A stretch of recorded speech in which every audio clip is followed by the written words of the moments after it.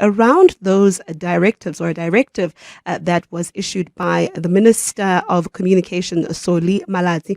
It's a policy direction that basically relaxes ownership rules for foreign telecommunications companies like Elon Musk's Starlink.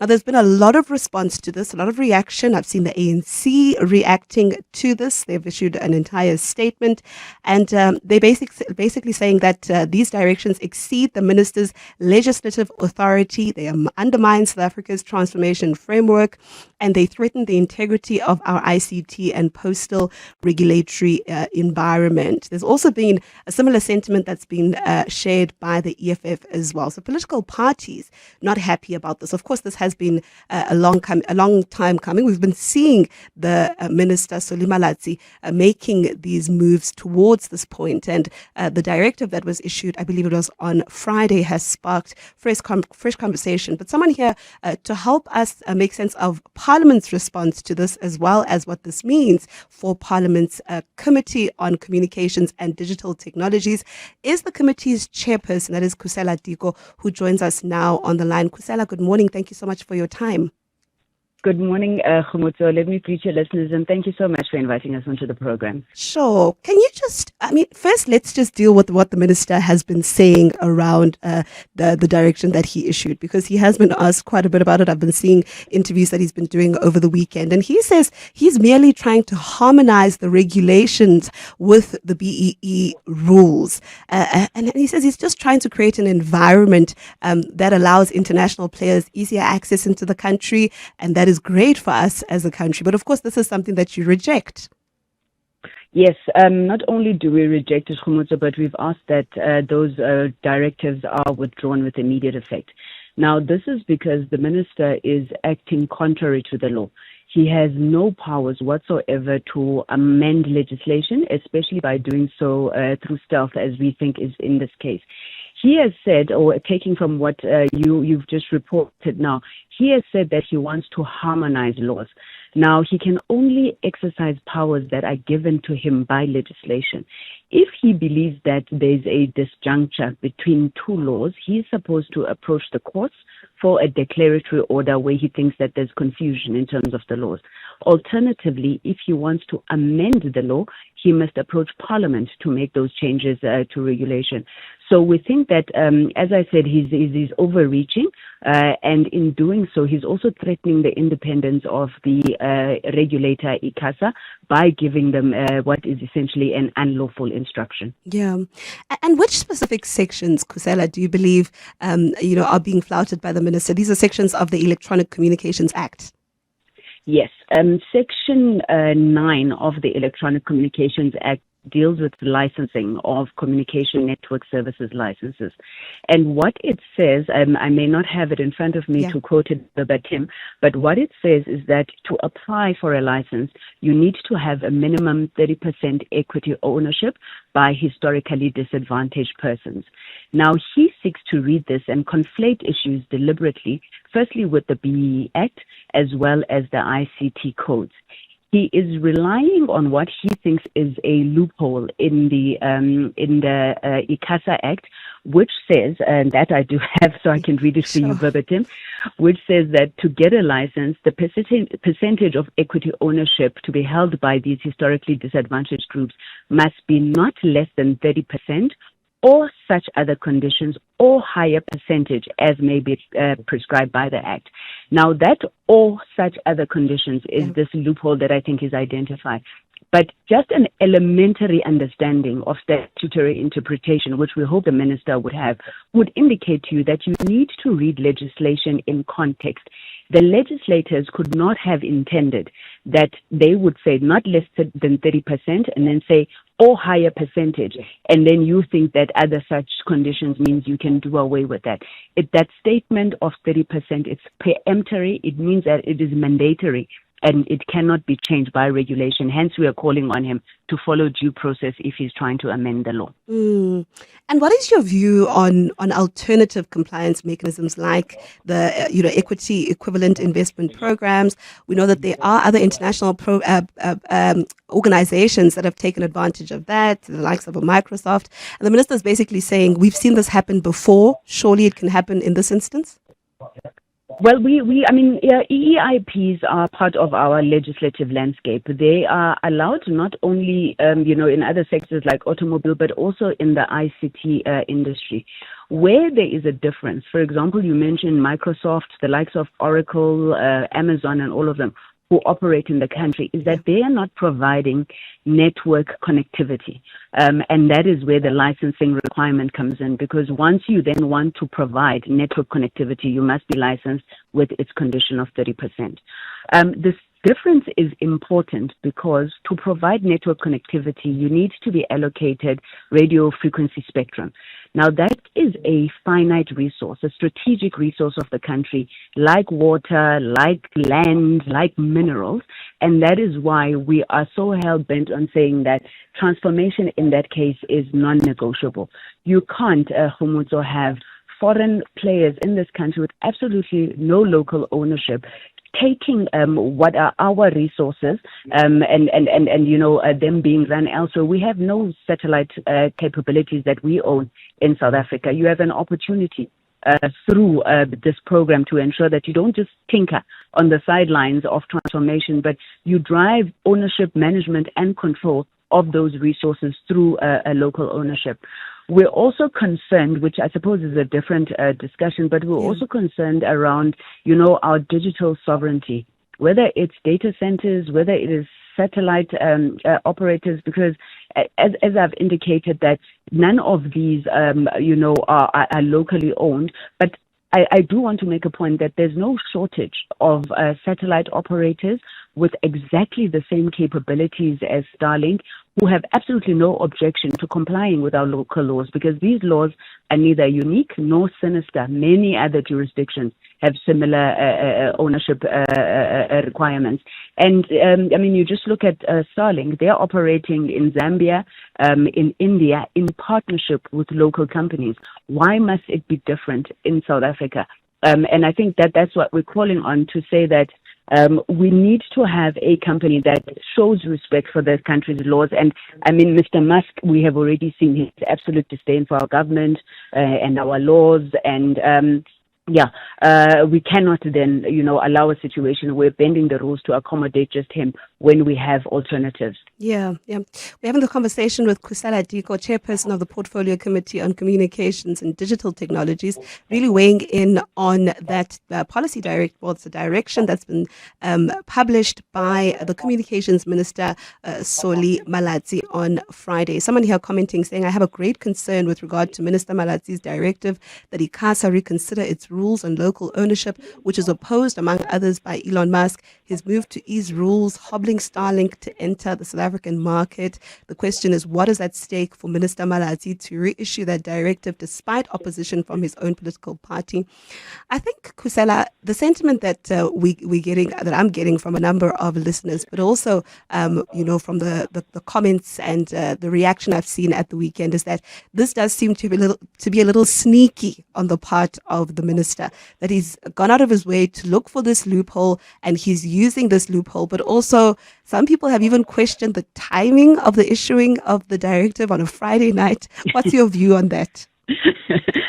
I think as a country, we're very, very skeptical of festive season policy directives.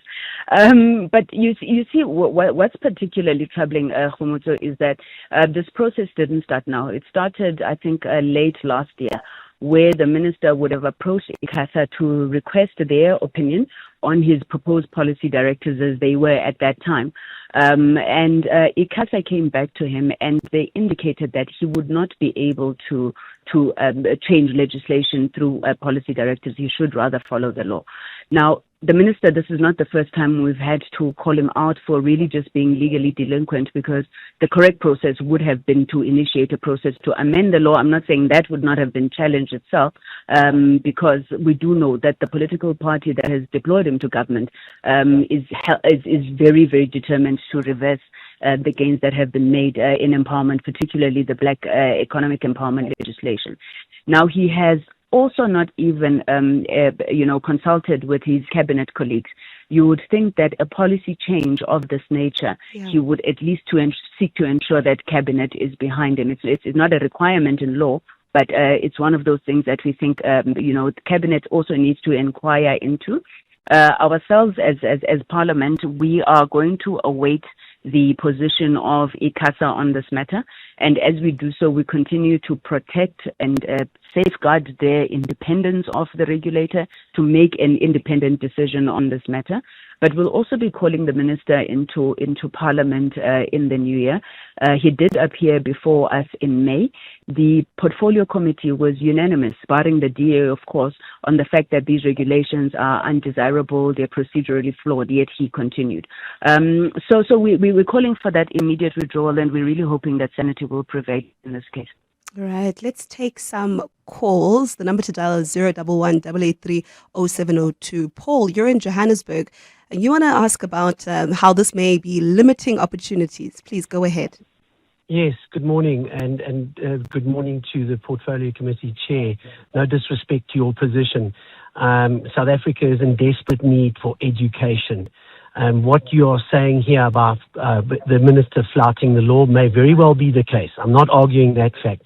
What I am arguing is ownership of a spectrum that is never going to be used if it wasn't for Starlink to come into the country. Absolutely never. The spectrum that you're asking him to pay this 31% on, that's the first question. The second question is the biggest portion of the current government's vote is a rural vote, an uneducated rural vote because of the situation of no connectivity.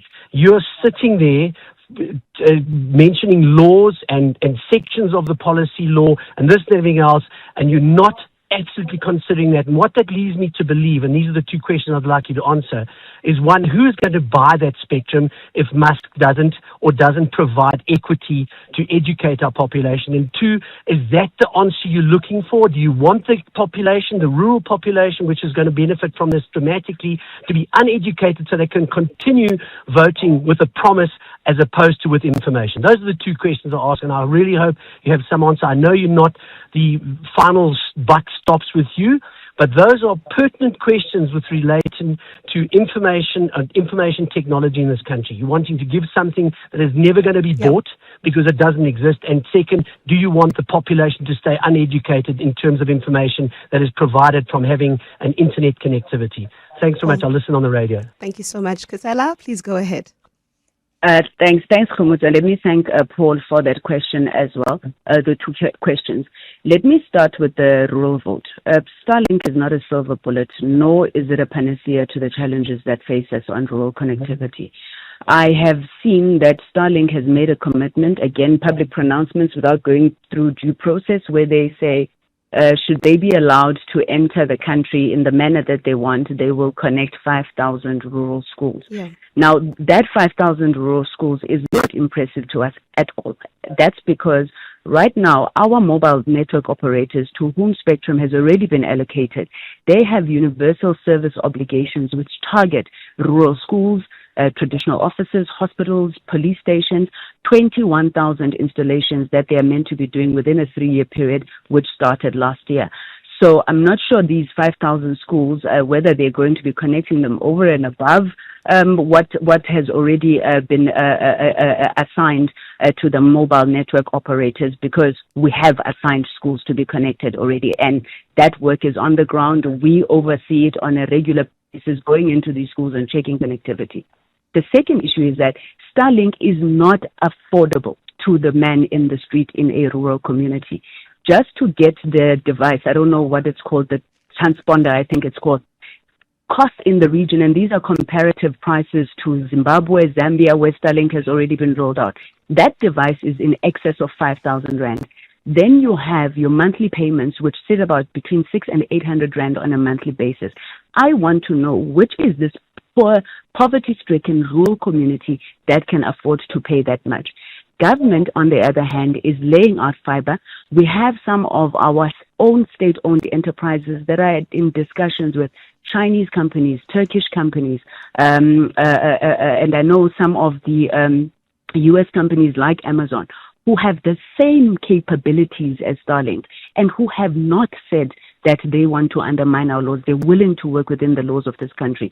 Now, it does not mean that if Starlink is not in the country, we will not have LEO capabilities, and we're going to do that in a manner that is affordable to our people. If you take the issue of spectrum, I'm not sure why Paul would think that nobody is interested and nobody is going to buy spectrum. In March of 2022, government auction spectrum raised 14 billion rand to the fiscus just from the three mobile network operators we have. Cell C was interested. Unfortunately, they could not raise the funding in time. There's another round of spectrum allocation that is intended in the next couple of months, let's say 18 months to a year. And there's significant interest in that. But there's lots of uses of spectrum over and beyond, just ensuring that the likes of Starlink get them. So I suppose, Kgomotso, that the point that I'm trying to make here is that we are not anti innovation. We are not anti digital transformation.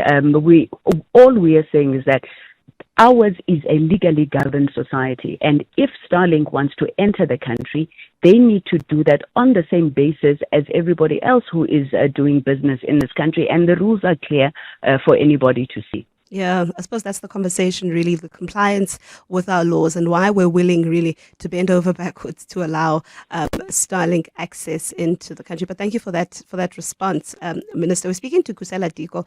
Did I say Minister? I mean Chairperson of the Portfolio Committee on Communications and Digital Technologies. That is Khusela Diko, responding to that directive that was issued by Minister Khusela Diko on Friday. And that really essentially allows the flouting of BBBEE laws in order to allow international players like a Starlink to enter the South African market. It has been an ongoing conversation that has been driven by the Minister of Communications, Khusela Diko. That directive being issued on Friday, and now we're seeing Parliament and organizations, political parties responding to this move that has been made by Malatsi. But also, I am seeing many of your voice notes coming through. We're going to be taking them. 072-702-1702 is the number for your voice notes, and 011-883-0702. So what happens now, Khusela, just in terms of from Parliament? Are you guys going to be taking the legal route, or does this mean, I hear you say you're going to invite him to come and account before the committee, but he's been before the committee before, hasn't he? He has indeed. He appeared before the committee on this matter in May of 2025, where I was saying that, the committee would have raised its disapproval of the process that he wanted to take. I think the minister has played his hand. I think insofar as the law allows him, he has issued that policy directive, and the onus is now on ICASA to consider whether they are going to be complying with the directive or not. And it's important to stress once again that ICASA is an independent regulator. Yes. So if a policy, a policy directive is given to them that they feel is ultra vires, it's unlawful, they are well within their rights and their mandate not to implement that policy. So we'll be watching very carefully what ICASA does. We're also calling, I think, on Cabinet to also inquire into this matter. I know that the ANC study group, for example, has called for a joint meeting between Minister Malatsi and Minister Tao of Trade and Industry, who are the owners of broad-based Black economic empowerment legislation, maybe to try and find each other there. I cannot at this point say that the Portfolio Committee or Parliament will be taking the legal route on this matter, as we have not yet met, after he issued his policy directive on Friday. But I can assure you, Kgomotso, that this is an issue that we are strongly opposed to, hence our call for withdrawal, and we will be watching the developments from ICASA very closely. All right, let's take some of your voice notes. Kgomotso, I don't think we should break rules for the sake of breaking rules, especially for Elon Musk. this guy is being arrogant and want to push the country to a corner. So I think we should not set the wrong precedents. So the laws should always take its course. We cannot allow foreigners to dictate to our country on how we should do our business. If the rule says you need to have a local partner, be to it. So he mustn't try to bully us like Trump. So I think let's stick to our guns, and if he can't follow the rules in the country, then he must go. Thank you, Joe in Pretoria. Thank you, Joe. I suppose that's the question. Hey, why are we so desperately trying to break the rules to accommodate Elon Musk, right? Especially if we're hearing from Parliament, but also we're hearing the general sentiment is come and operate in the space. We welcome you. We would like you to operate, but do so according to the rules of the land. That really is the view. That's the sentiment, right, Khusela? That is the sentiment. Absolutely correct, Kgomotso. We welcome foreign direct investment. We welcome any progressive innovations that is going to move our country forward. But I want to speak on the point that the gentleman just raised, just in terms of sovereignty. I did say that, we have a responsibility as South Africans to ensure that our country develops. In Parliament, we initiated a process. The Committee on Communications initiated a process with the Committee on Science, Technology and Innovation, where we are trying to push government to really implement a long-standing resolution of theirs to develop a national sovereign satellite for communication for South Africa. If you just look at Centec, which is our signal distributor and, the buyer of many satellite services, mostly from U.S. companies, we're saying, why is it that we are not looking at building our own technologies, our own infrastructure, working together with the private sector? The likes of Vodacom, MTN, Telkom, I have personally engaged to say that as South African society, we should be coming together to ensure that we're able to do this. We can't have an over-reliance on the likes of Starlink. You've already seen what he did in Ukraine, threatening to cut off their connectivity. I don't think that is what we want in this country. You've already seen Starlink. I mean, they are deeply embedded in the military-industrial complex of the United States, the whole Pentagon contracts. They have, missile defense systems that they're going to be putting up in space. And it's important as a country to ensure that we are sovereign and we are able to drive this. And at the very least, demanding local ownership is part of trying to safeguard that space. All right, let's leave it there. That's Khusela Diko, Chairperson of the Portfolio Committee on Communications and Digital Technologies. She's been speaking and weighing in on that policy direction that's been published by Minister Soli Malatsi, Communications Minister Soli Malatsi. And I suppose now the ball is in ICASA's court to respond to this direction. And then it will be established whether Parliament will be taking further steps. But it's a story to definitely keep your eye on. Hanging out with Clement on 702. Let's walk the talk.